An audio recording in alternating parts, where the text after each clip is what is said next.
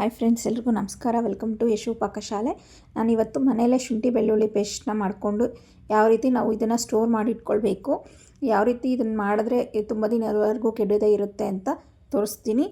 ಇದನ್ನು ನಾವು ಅಂಗಡಿಯಲ್ಲಿ ತರೋ ಶುಂಠಿ ಬೆಳ್ಳುಳ್ಳಿ ಪೇಸ್ಟ್ಗಿಂತ ನಾವು ಮನೆಯಲ್ಲೇ ಮಾಡ್ಕೊಳ್ಳೋದ್ರಿಂದ ಟೇಸ್ಟು ಚೆನ್ನಾಗಿರುತ್ತೆ ಮತ್ತು ಹೆಲ್ದಿಯಾಗಿ ಇರುತ್ತೆ. ಅದಕ್ಕೆ ನಾನು ಇಲ್ಲಿ ಮನೆಯಲ್ಲೇ ಇದನ್ನು ಪೇಸ್ಟ್ ಮಾಡಿ ಯಾವ ರೀತಿ ಸ್ಟೋರ್ ಮಾಡ್ಕೊಳ್ಳೋದು ಅಂತ ತೋರಿಸ್ತೀನಿ.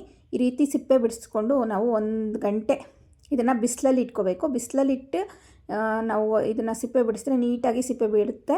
ಅದಕ್ಕೋಸ್ಕರ ಕನಿಷ್ಠ ಪಕ್ಷ 1 ಗಂಟೆ ಆದರೂ ನಾವು ಬಿಸಿಲಲ್ಲಿಟ್ಟು ಆಮೇಲೆ ಸಿಪ್ಪೆ ಬಿಡಿಸ್ಕೋಬೇಕು.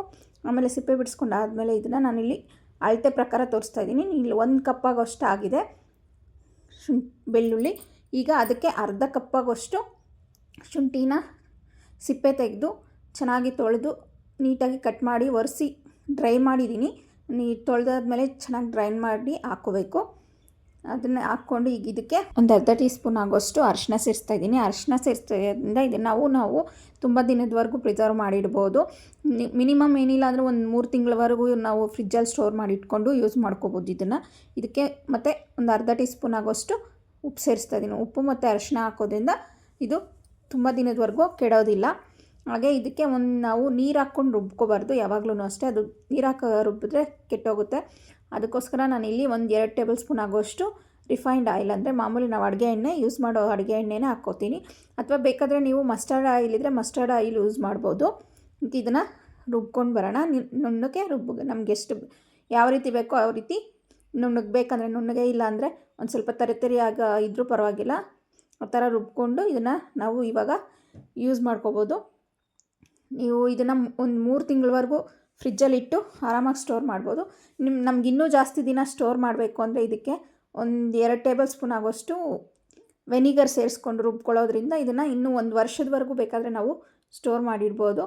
ನಿಮ್ಗೆ ಬೇಕಾದರೆ, ಇಲ್ಲಾಂದರೆ ಹೀಗೆ ಬರೀ ಆಯಿಲ್ ಹಾಕಿರ್ಬೋದ್ರಿಂದ ನಾವು 2ರಿಂದ 3 ತಿಂಗಳು ಇದನ್ನು ಆರಾಮಾಗಿ ಯೂಸ್ ಮಾಡ್ಬೋದು.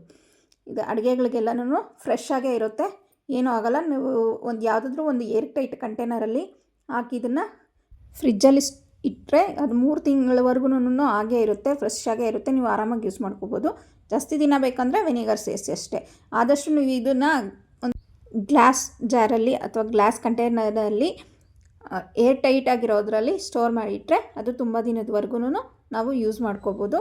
ಅಂಗಡಿಯಲ್ಲಿ ತಂದು ಹಾಕೋದ್ರಿಂದ ಅದರಲ್ಲಿ ಪ್ರಿಸರ್ವೇಟಿವ್ಸ್ ಹಾಕಿರೋದ್ರಿಂದ ಅದು ಹೆಲ್ತ್ಗೆ ಅಷ್ಟು ಒಳ್ಳೆಯದಿಲ್ಲ. ನಾವು ಮನೆಯಲ್ಲೇ ಮಾಡ್ಕೊಳ್ಳೋದು ತುಂಬ ಒಳ್ಳೆಯದು. ನಮ್ಮ ವಿಡಿಯೋ ಇಷ್ಟ ಆಗಿದರೆ ಲೈಕ್ ಮಾಡಿ, ನಿಮ್ಮ ಫ್ಯಾಮಿಲಿ ಫ್ರೆಂಡ್ಸ್ಗೆ ಶೇರ್ ಮಾಡಿ, ನಮ್ಮ ಚಾನಲ್ನ ಸಬ್ಸ್ಕ್ರೈಬ್ ಮಾಡಿ. Thank you for watching.